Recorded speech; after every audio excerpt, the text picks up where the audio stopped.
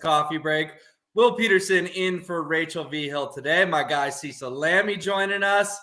Cecil, first of all, how you doing? And second of all, are you glad that we get to wake up this morning and the Broncos are not the punchline of the NFL? Because somehow, some way, last Thursday night's game was slightly worse than Broncos Colts. Yes, somehow, some way, and thank goodness. Thank you, Chicago and the Commanders, the Cobra Commanders. But either way, I'm just glad to be ready to watch this thing from our memory. I think we've all just kind of been numb to it.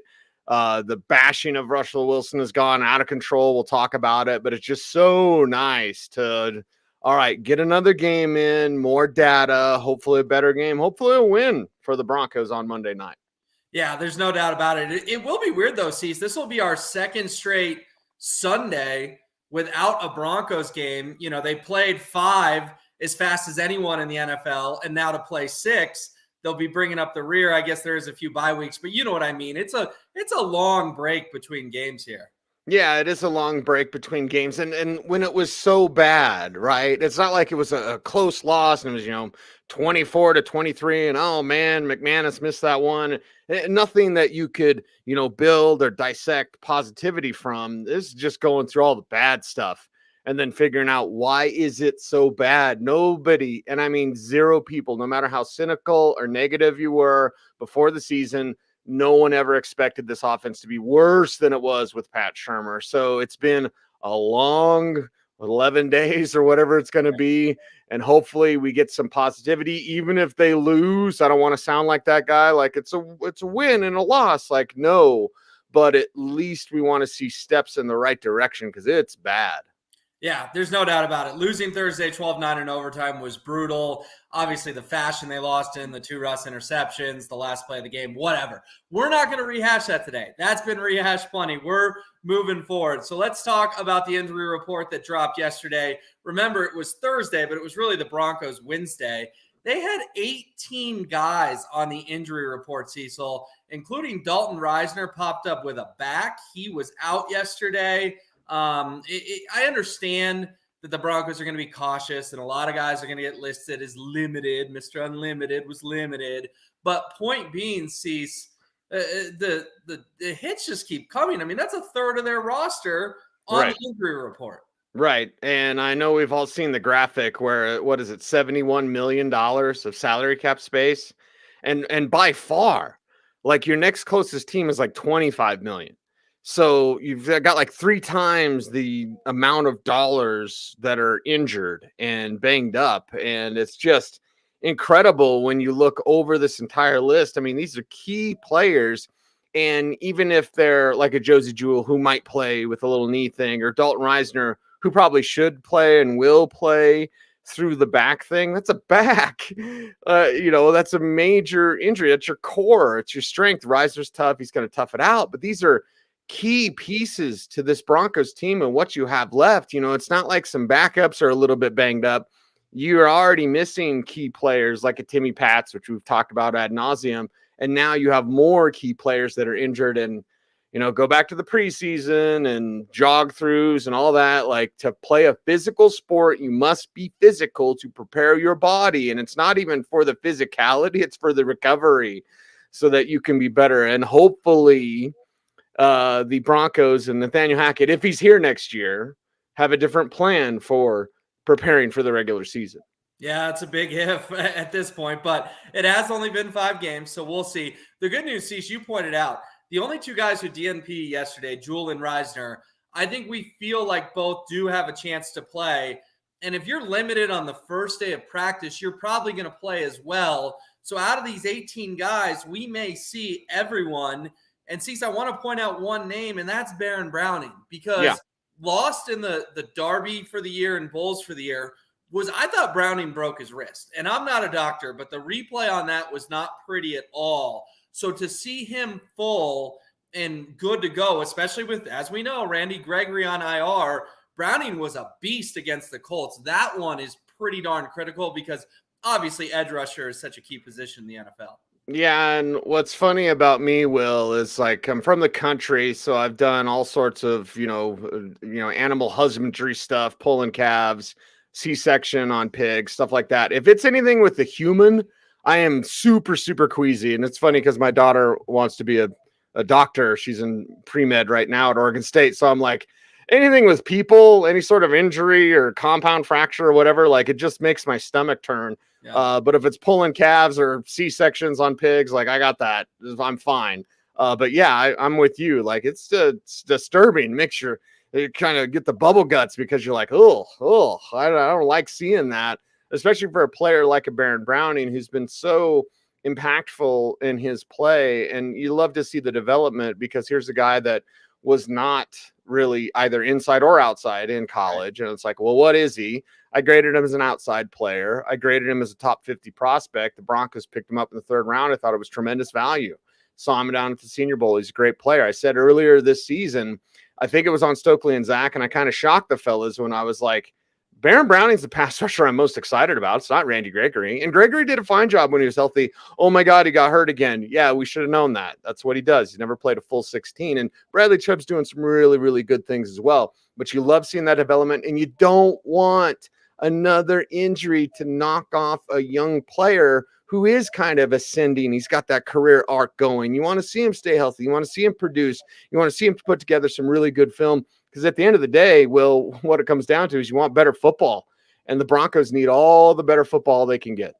Yeah, there's no doubt about it. So looks like Browning dodged a bullet, which in some senses I feel like the Broncos deserve because, like you said, Timmy Patrick, Ronald Darby, Javonte Williams, Garrett Bowles, Gregory on IR, Simmons hopefully coming back. We'll get to him in a minute, but it's been a laundry list. All right, yesterday was Russell Wilson's day at the podium. D-Mac asked him about, if he's built for these tough times, and Russ gave an insightful and retrospective answer. Let's take a listen. I've had tough times. I think that, you asked me how tough these times are. When people ask me that question, I always think about my dad because, he was on his deathbed, talking about playing football and what I love to do. And a lot of season left.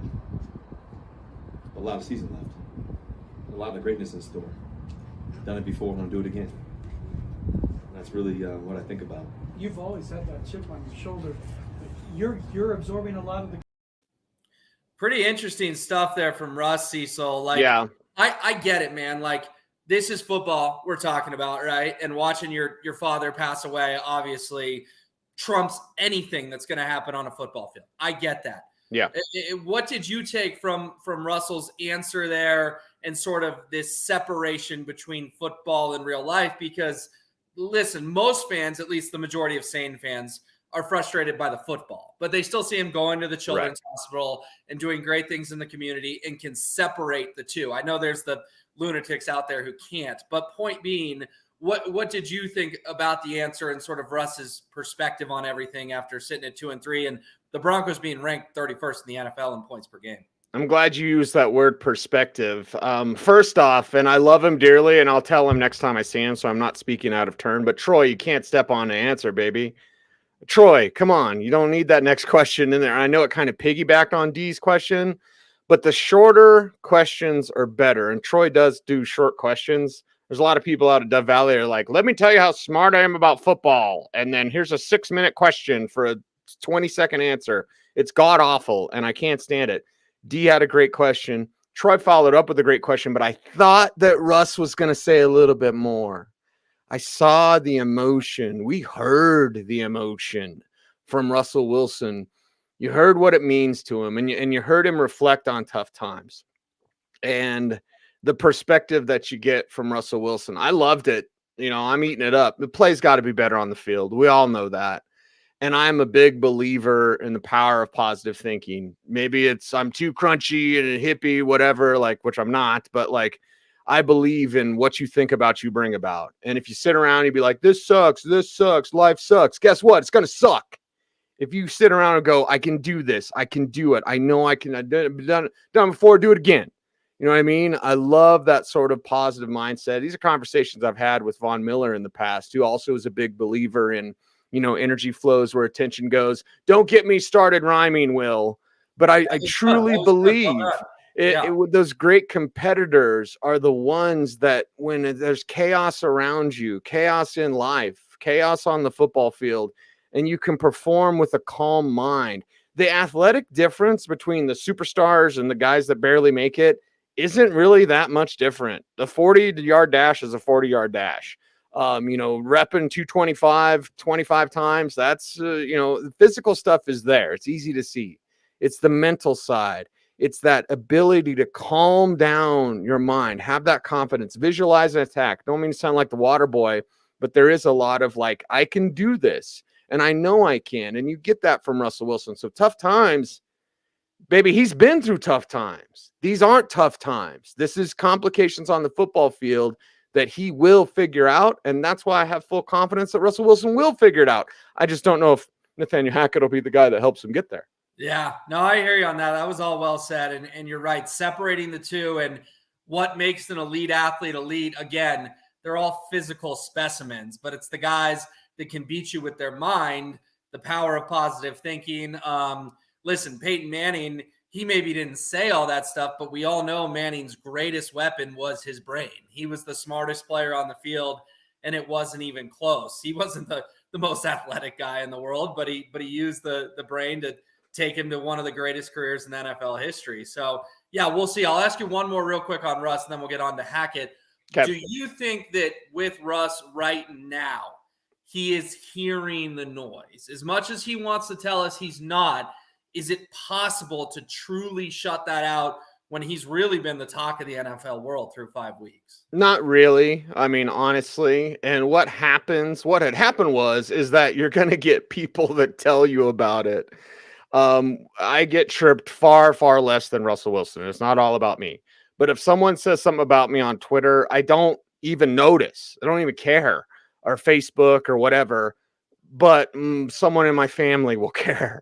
Right. Someone, my best friend, I even had to tell Biggie, I love you, brother. But like years ago, he texted me like, this person said this about it. I'm like, I don't care. I do not care. Like, don't tell me. I don't want to know. I don't care. So Russ is probably not dialed into that stuff. His Twitter's mainly about promoting his brand or whatever. So it's not like he's looking at his mentions and crying. But someone around him's probably like, they said this about you. Like, okay, so he's hearing it. But, and I'll quote White Man Can't Jump. You can listen to Jimmy, but can you hear Jimmy? Like you can hear the doubters.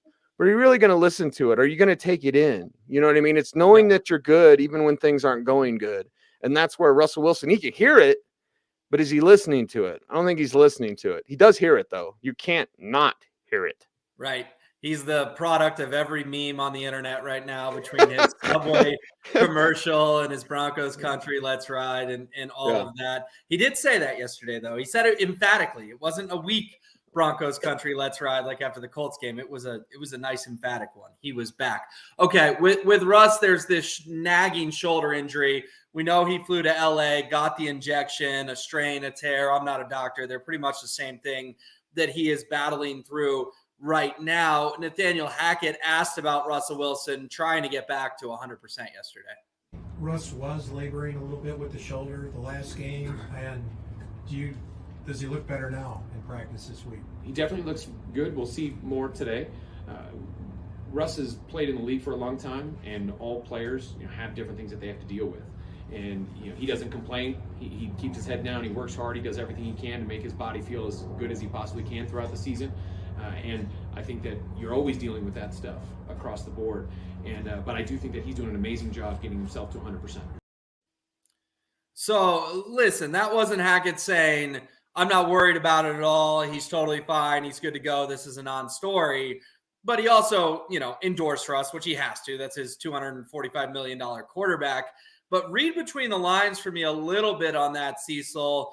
How nervous are they about this injury? I mean, if this is popping up in October, what's this thing going to look like in December, early January?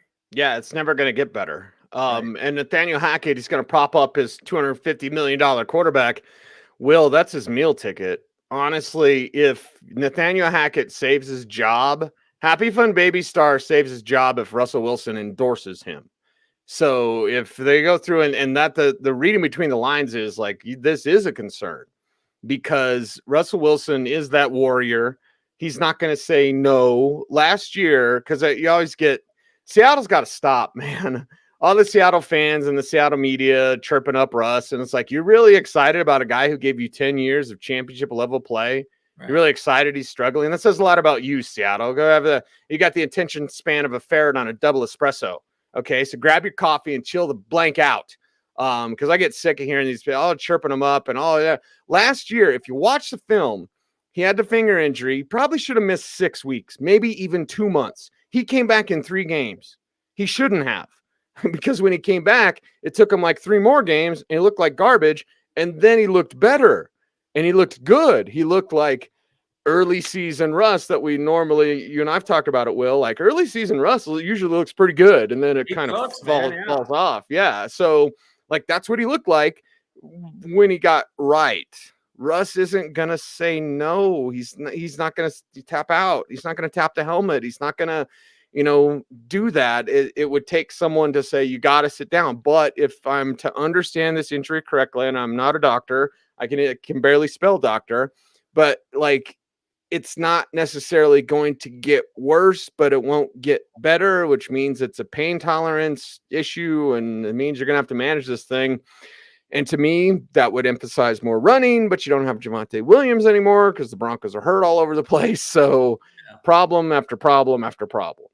Yeah, there's no doubt about it. I mean, it's going to be something, Cecil, that we don't like it. We're going to be talking about it every freaking week for the rest of the season. That's just the way it's going to be on this Russ injury. But good news, Broncos trotted Justin Simmons up to the podium yesterday. Not Justin Simmons to the podium. He's on track to come off IR after missing 4 games. He discussed how frustrating it was this last month of just having to watch. You being forced to watch. Yeah. Selfishly, they've been miserable, right? Like, I don't think there's, like, football-wise, like, it's tough going out there and, feeling like you can go and, you want to go, the adrenaline's running, but you're just sidelined, and you can find ways to help the team. But selfishly, it was fun to find a new role and to dip into a new environment in terms of leadership, right? Like learning how to lead without being there. Like I'm a lead by example type of guy. So like I like to go out on the field and, try and spark maybe with the play or something like that, but I couldn't do that. So I had to find new ways to contribute to the guys. So that was fun, figuring that out, but I definitely like playing way more. So hopefully that happens for a long time. How'd you like Cadence? Pretty interesting stuff there from Justin Simmons. Like, yeah, I'm still trying to be a part of this, but I'm like this rah-rah guy, but I can't play. Listen, Justin Simmons, you're way too good to just be the rah-rah guy. The Broncos need you on the field. So thoughts on that, Cecil, but also this segues into my next question. Caden Stearns has played phenomenally filling in. He had the 2 interceptions last week. Obviously, Simmons gets back on the field. No one is suggesting that. But does Caden Stearns either take Kareem Jackson's job or take snaps from Kareem Jackson? Say Simmons is activated for Monday night. How will this all look snap count-wise in the secondary for Denver, particularly, obviously, at safety? I'd like to see more dime, honestly. And it means you're going to be soft against the run.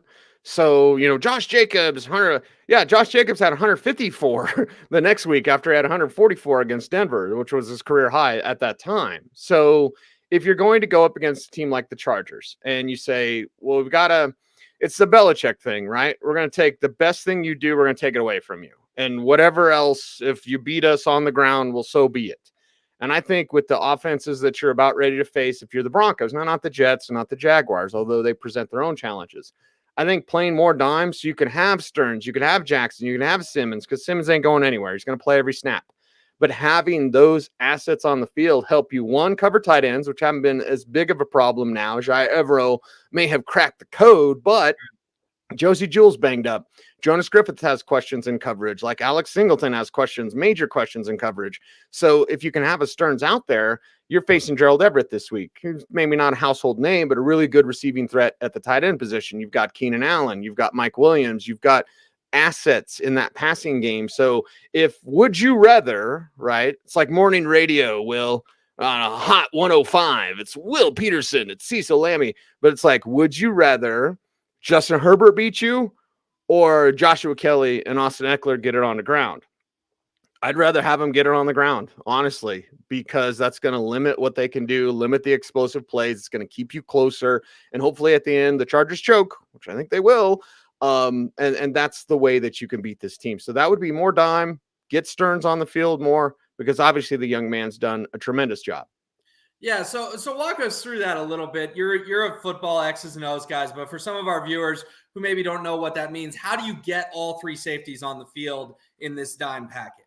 Yeah, you're taking a linebacker off the field. Hell, I didn't even think about taking both linebackers off the field because Caden Stearns is kind of that hybrid, like, okay, he's a safety, but is he a free safety or a strong safety? Justin Simmons is the same thing. Like Simmons, I prefer as a free where he can be the center fielder and he can kind of roam from sideline to sideline and do coverage things. But if you wanted Justin Simmons in the box, he's more than capable of doing that. Kareem, more so in the box, not as much in coverage as he used to be as a younger player. We all get older. We all slow down when we get a little bit older. So with Kareem, he's mostly in the box, but that's your linebacker, basically, right? Where you can have Kareem Jackson out there and then let Stearns double team and help out whatever other corner that's going to be opposite Surtain, have Simmons roaming in the back, because the safeties tell you everything. Whenever I watch film and I chart plays on every game in the NFL, the first note that I write down is middle field open, middle field close, because you can't see the safeties on the TV copy, but you can see it on the coach's copy. And you can tell if it's middle field open, where you got to go with the ball. If it's middle field closed, that means single high safety. That means you got to work the edges. Middle field open, obviously, go to the middle of the field. So safeties tell you everything. The Broncos have 3 of them that they can use. So your safeties are better than your linebackers. Just take those linebackers off. Put more safeties on. And, yeah, you might be a little softer against the run. That's fine. If you're facing a high-powered passing team, you'd rather be stronger against the pass. Yeah, okay. That makes sense. I like it. I mean, obviously, Stearns has played well, so I think fans want to see him remain out there. Looks like Simmons is on track to play, so we'll keep an eye on it. All right, John Elway doesn't do many interviews these days. You know, it's a rare interview to get John Elway. Chris Tomamison of the St. Paul Pioneer Press somehow got John Elway on the phone. I think Chris was like an old Rocky Mountain News or Denver Post guy. Like, the name is familiar from my childhood. Like, he's done this for a long time. So maybe he knows John from back in the day, but he somehow got an interview with John, and he asked him about Kevin O'Connell. Quote, "We interviewed him last year, and we were really, really impressed with his interview. So it does not surprise me he's having good success with the Vikings. He was very impressive in the interview process." And Cecil, this is the key. Quote, "It was nip and tuck which way we wanted to go." Oh my, John Elway telling Chris, I'll go Thomason. I think I butchered his name the first time. Chris Thomason of the St. Paul Pioneer Press. Essentially, Cease, maybe we should have hired that O'Connell guy. And oh, by the way, I was in the room. Maybe I wasn't making the decision, but I was there and I'm still a consultant. What does this say about the state of the Hackett feelings in the building? Elway doing this interview. Cease, there's a lot to unpack here. There is a lot to unpack here, and I think it's John, supporting another quarterback in Kevin O'Connell, San Diego State Aztecs, baby. But like, okay, so it's that. It's also John, glossing up a guy. He's not going to be like, that guy's a bum. And you look what the Vikings have done. They've had great success. And, you have Kirk Cousins running generally the same system because he was there with Gary Kubiak. So they know that zone blocking, West Coast, Shanahan system that O'Connell brings with his own wrinkles. They do also have Justin Jefferson, your Adam Thielen, Irv Smith, etc., and Dalvin Cook running the rock. So I think it's John doing his thing, but it is interesting to note because I don't know if any of us media types were ever talking about Kevin O'Connell that much as an option for the Broncos. So shoulda, coulda, woulda. It's nice to talk about. It makes me think Nathaniel Hackett's even on thinner ice. Right. But this is of his own doing. And I think in life and in football, it's important for all of us to remember it's you. Hey, my boss, my dad, whatever, my wife. No. It's you. So Nathaniel Hackett, you perform the way you're supposed to. We're not talking about Kevin O'Connell and coulda, shoulda, woulda. Yeah, there's no doubt about it. All right, so the last question I have for you on this is John still has this role as a consultant, right? but we all know George Paton hired Nathaniel Hackett. How hard would John have had to go to bat for O'Connell to change Payton's mind? What's the dynamic between John and Paton? Like, does George Paton look at John Elway as his boss or just sort of a voice in his ear? Like, how is this front office truly structured, Cecil? I don't think many people really know. I would say well-respected voice, especially now that he's a consultant. You know, it was different when John had a different role and things were just different overall. And Payton was fresh. You know, Payton was new. Payton's putting a stamp on this team. He's putting a stamp on the team with the trade for Russell Wilson. He's putting the stamp on the team with Nathaniel Hackett, although that can quickly be changed and probably should and will be changed at the end of the season. But I think that relationship with John is there's a lot of respect there. There's a lot of respect. So part of me wants to be like, he could never change his mind because George Paton is totally intent on doing things his way. Yeah, that's fine. That's an interesting soundbite. But when I think about it logically, I go, George Paton's a good man that understands the history of John Elway and respects his opinion. So I'm sure he listened. But again, George was making his decision, I think, because they thought they'd get Aaron Rodgers. Honestly, I think that's why Hackett's here. Yeah. There's no doubt about it. All right, we'll pivot over to fantasy football because it is a Friday. It is time for Cecil Lammy's Fantasy 5. High five! Who do you start? Who do you sit? Any sleepers? Here's Cecil Lammy with this week's 5 fantasy tips. Cecil's 5 fantasy tips are presented by Hooters, our good friends over there. Love those wings. Cecil, let's get it going. Oh, look, we've got the fantasy tips with me as Rachel V. Hill. All right. When can I be Rachel? Right?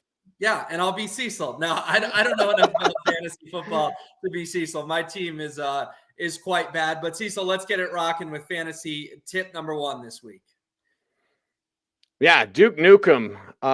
We all need to remember when guys are coming back from suspension.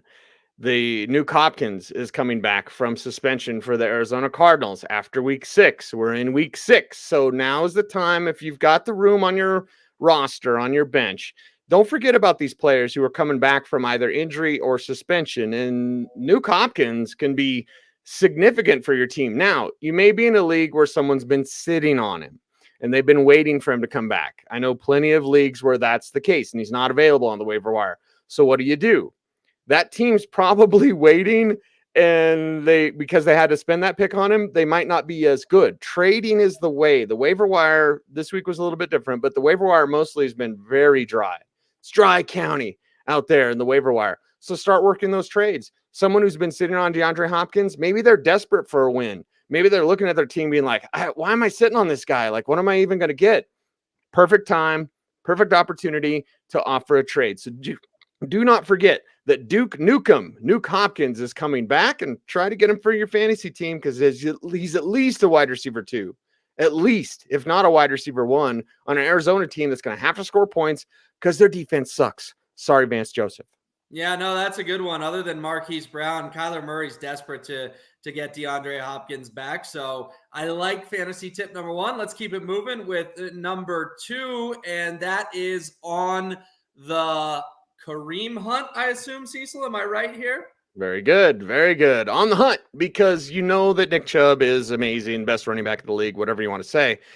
It's just logical for the Browns to do more with Kareem Hunt, and that's assuming that he stays there.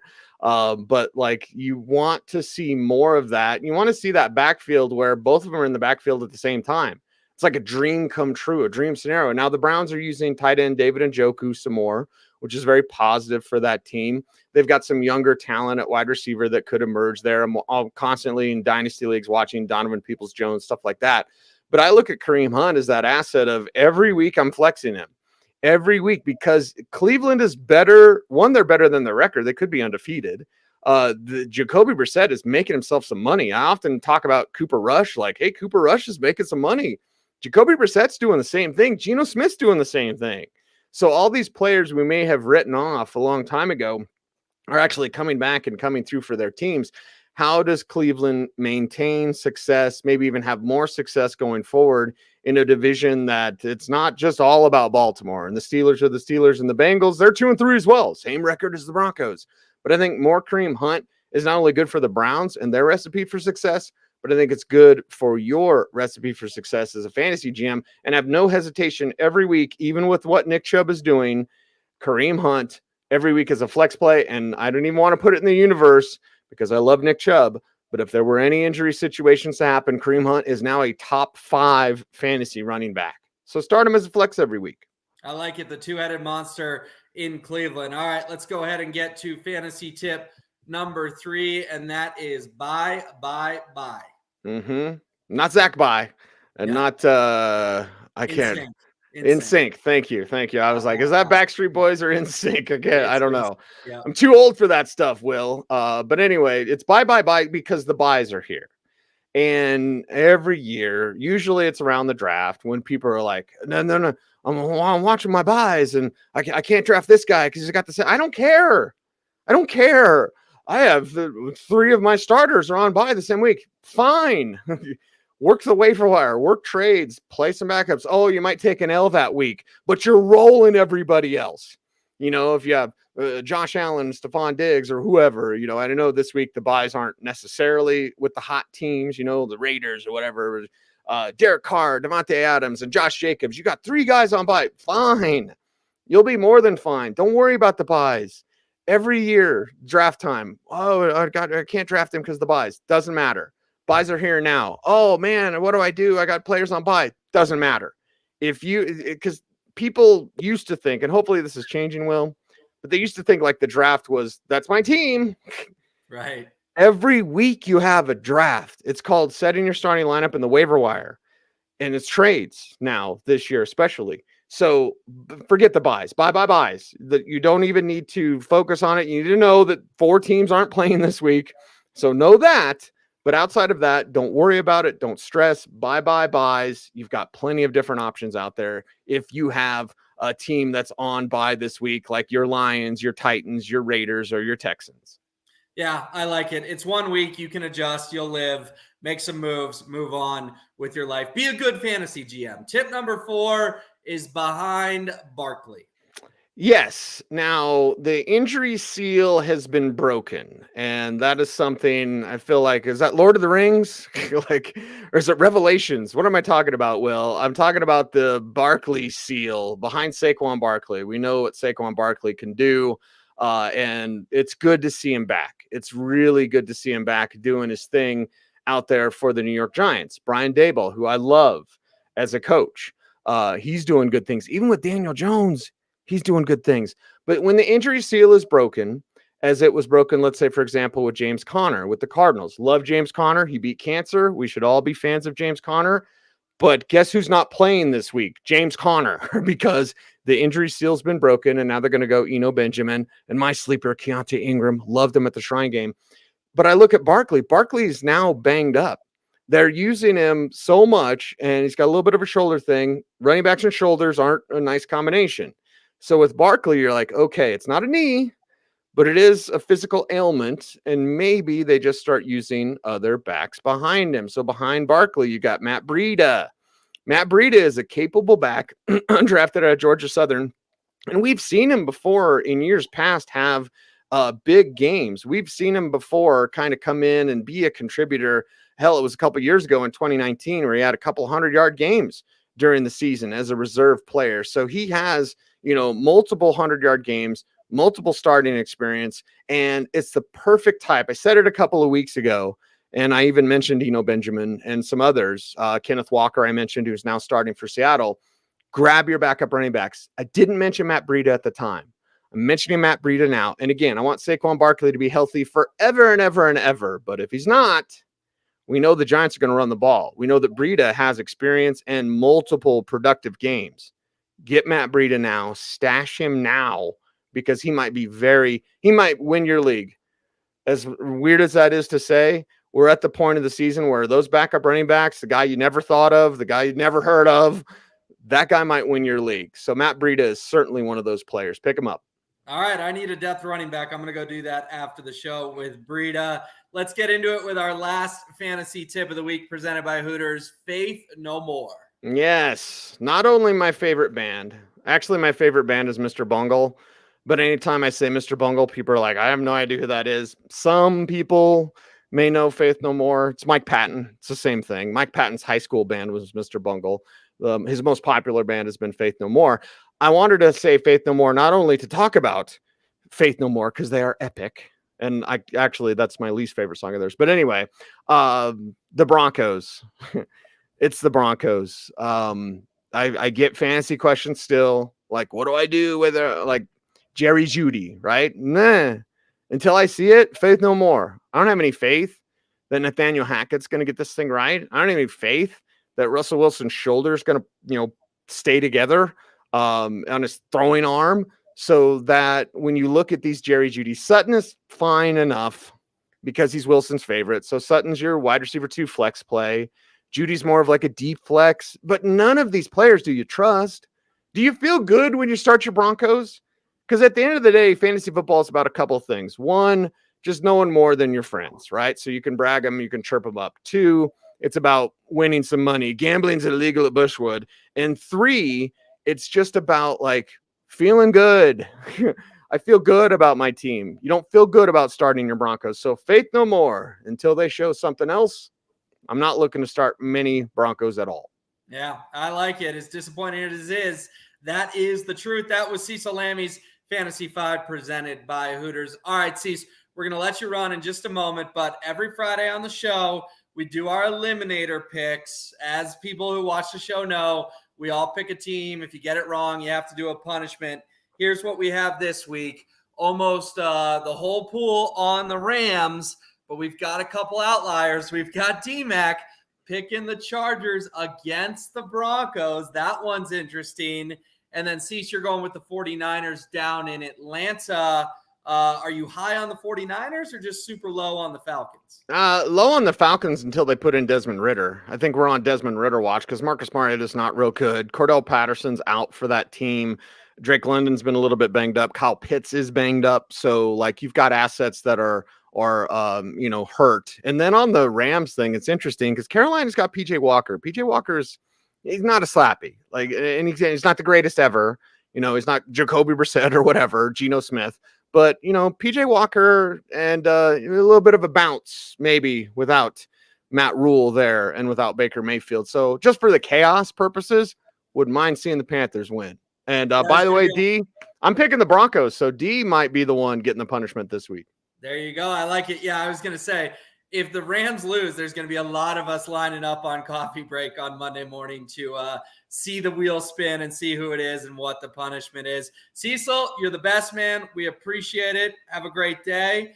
And Jake Shapiro now from DenverFan.com for the last few minutes of the show. Jake, man, that haircut, the shave, I can't get over it. You're looking so fresh-faced. Thanks, man. D-Mac said to me Friday when I walked in with it all trimmed up, and he goes, I didn't get it before, but now I get why you're wearing the mustache. And I'm like, thanks, D-Mac. Did he just mean because you look super young or what? Yeah. He's like, You look like a 12-year-old with a mustache. Now you just look like a 12-year-old. I'm like, thanks, D. Appreciate you, D-Mac. He's like, we'll pay off for you later in life. I'm like, well, I'm waiting for later in life then. Oh, that's funny. Well, hey, no one's going to complain about looking young as we all get older. So that is a good thing. All right, Jake, we're going to get to some Rockies and Avs here to wrap up the show. Let's start with the Rockies. Yesterday morning, sort of just press release out of nowhere, and that is that they are making 2 coaching changes. But the headline on the second tweet there is that Bud Black will return. 2 scapegoats, what I wrote at DenverFan.com, Jake.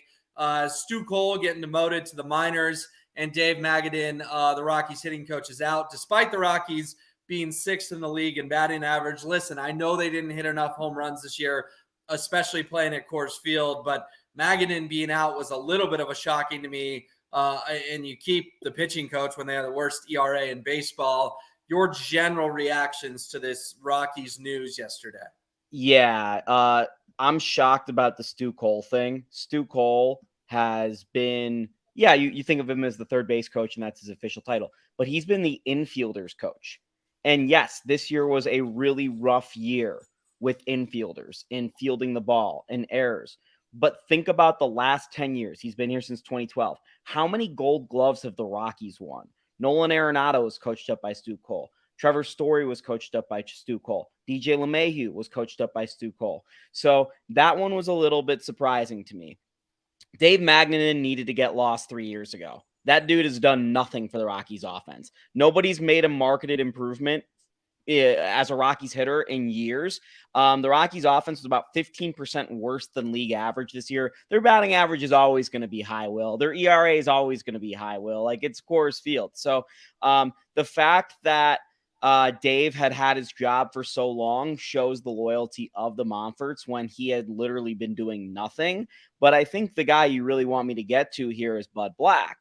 And in my opinion, Bud Black has done more with less than any Rockies manager in history. He is a very good manager. This year may have been his worst year running the club, but the difference was 72 wins to 68 at maximum. So, yeah, would that maybe have cashed you over? Sure. Would it have gotten the Rockies any closer? Not really. So I'm not really concerned about Bud Black. I say give him a good team first before you start making judgments on whether he can do it again, because this team is so clearly uncompetitive that it's not even worth judging Black. And he seems to do well in the community. But again, Stu Cole, shocker, Dave Magnanen, get lost. Yeah. Okay.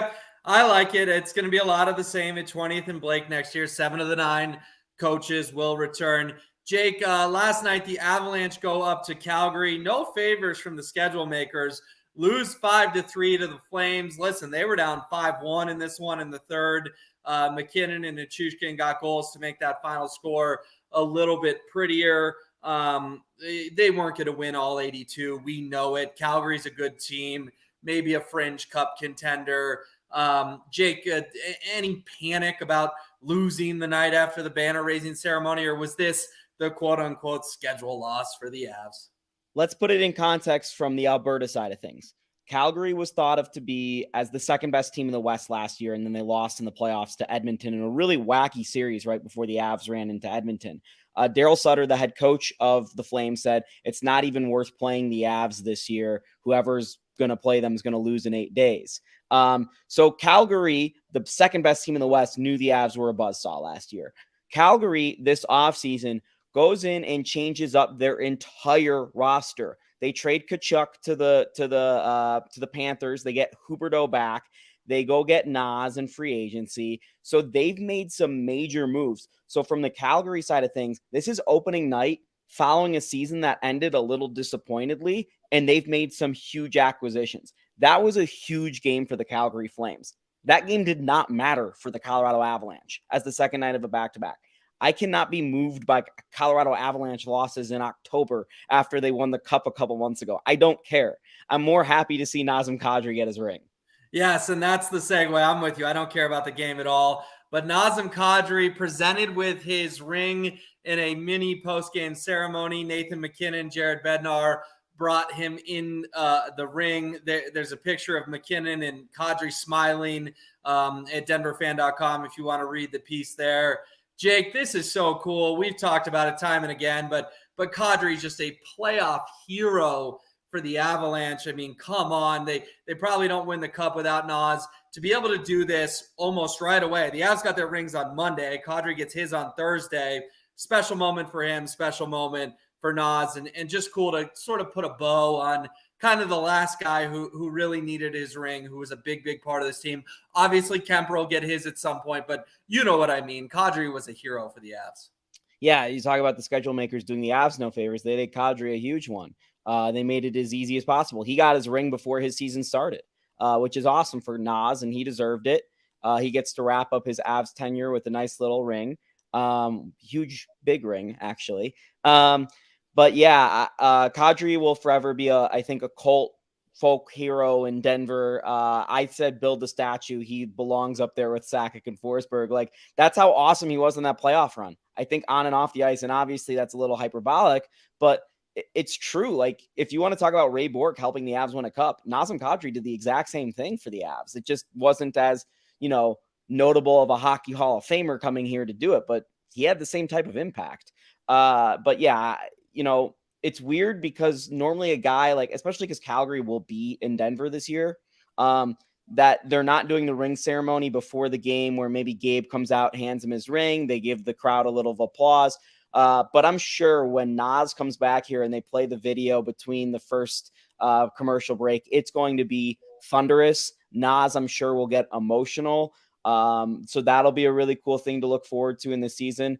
But yeah, it worked out well for Nas, and it worked out well for the Avs and it's funny that the Avs are like, we're happy to give you our ring, even though we lost. Doesn't really matter to us yet.